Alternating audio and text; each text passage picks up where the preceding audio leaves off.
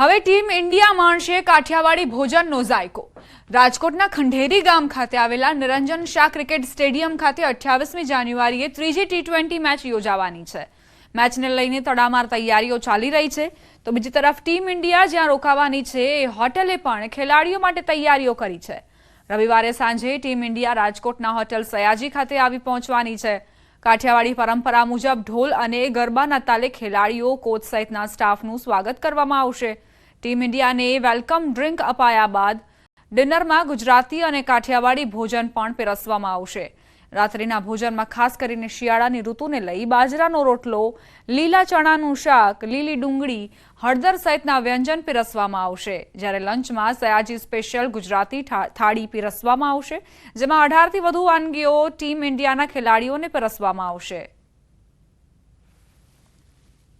આગામી 28મી જાન્યુઆરીના રોજ ખંડેરી ખાતે આવેલા નિરંજન શાહ ક્રિકેટ સ્ટેડિયમ ખાતે ટીમ ઇન્ડિયા અને ટીમ ઇંગ્લેન્ડ વચ્ચે ત્રીજો ટી20 મેચ છે તે રમાવા જઈ રહ્યો છે ને ત્યારે આવતીકાલે ટીમ ઇન્ડિયા છે તે રાજકોટના સયાજી હોટલ ખાતે આવી પહોંચવાની છે। ત્યારે કયા પ્રકારની તૈયારીઓ છે, શક્તિસિંહ શું કહેશો, કયા પ્રકારની વાનગીઓ છે?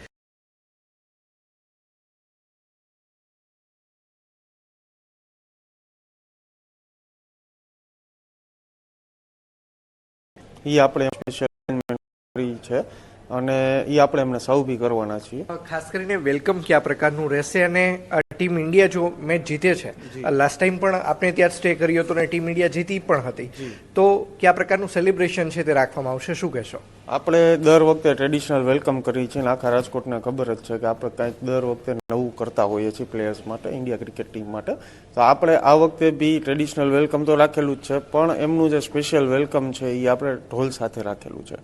ખાસ કરીને ટીમ ઇન્ડિયાના પ્લેયર કે જે 28મી જાન્યુઆરીના રોજ જમવાના છે તે ખાસ આપણે બતાવી રહ્યો છું। જોઈ શકાય છે કે ગાજરનો હલવો કે જે ખાસ કરીને કાઠિયાવાડની અંદર શિયાળાની અંદર પીરસવામાં આવશે। અંકિત પોપટ, ન્યૂઝ 18 ગુજરાતી, રાજકોટ।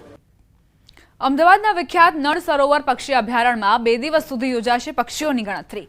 તારીખ 25 અને 26 જાન્યુઆરી દરમિયાન જળાશયના પક્ષીઓની પ્રાથમિક ગણતરી હાથ ધરાશે। પક્ષી ગણતરીના કારણે 2 દિવસ સુધી નળ સરોવરમાં પ્રવાસીઓના પ્રવેશ પર રોક લગાવાઈ છે। અંદાજે 100 પક્ષીવિદ, તજજ્ઞ, સ્વયંસેવકો નળ સરોવર વિસ્તારના 46 ઝોન પાડીને પ્રાથમિક પક્ષી ગણતરી કરશે। મહત્વનું છે કે દર 2 વર્ષે વન વિભાગ પક્ષી ગણતરી યોજે છે। આ વિખ્યાત સરોવરમાં દેશ વિદેશથી યાયાવર પક્ષીઓ શિયાળો ગાળવા આવે છે।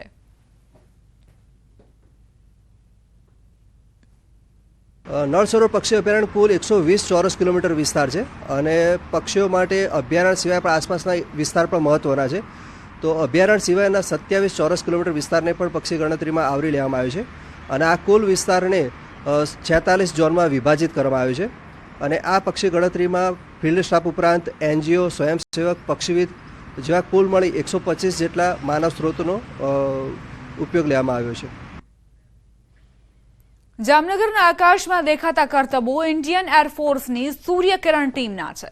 આ એર શોમાં દિલ ધડક દ્રશ્યો રજૂ કરાયા। પ્રજાસત્તાક પર્વને યાદગાર બનાવવા માટે જામનગરમાં ઇન્ડિયન એરફોર્સની સૂર્યકિરણ એરોબેટિક ટીમ દ્વારા એર શો શરૂ કરવામાં આવ્યો છે। 9 વિમાનો સાથે પાયલોટની ટીમ જામનગરના આકાશમાં ઉડાન ભરી સૈન્યની તાકાતના દર્શન કરાવ્યા। જામનગરના આકાશમાં એર શો નિહાળી લોકો રોમાંચિત થયા। ભારતીય વાયુસેનાની ચુનંદા team striking red and white hawk MK-132 જેટની ઉડાન લોકોએ નિહાળી। એર શો દરમિયાન અસાહસિકો લુપ્સ સેલ્સ, હોર્ડોન ક્રોસ બઝ અને ઇન્વર્ટેડ ફ્લાઇંગ જેવા શ્વાસ થંભાવી દેનારા કરતબો દેખાડતા જોવા મળ્યા।